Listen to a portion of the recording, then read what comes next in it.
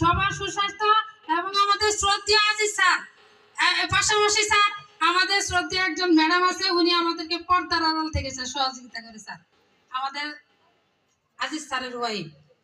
উনি স্যার শীতের মধ্যে আমরা পিঠা বানাই খাইতে পারবো, সময় নাই স্যার, উনি আমাদের জন্য স্যার পিঠা বানাই অফিসে পাঠাই দেয় ম্যাডাম করে পিঠা খাওয়ার।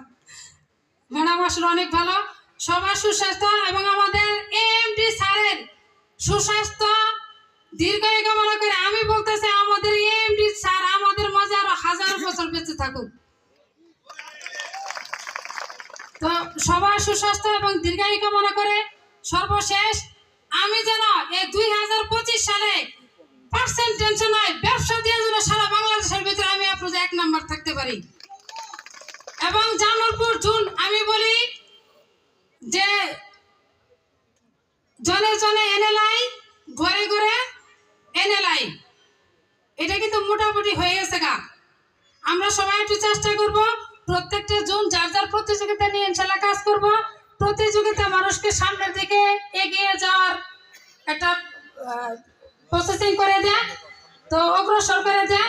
তো আর বক্তব্য দীর্ঘায়িত করবো না, সবার সুস্বাস্থ্য এবং দীর্ঘায়ু কামনা করে আমি আমার সংক্ষিপ্ত বক্তব্য এখানে শেষ করলাম। আল্লাহ হাফেজ।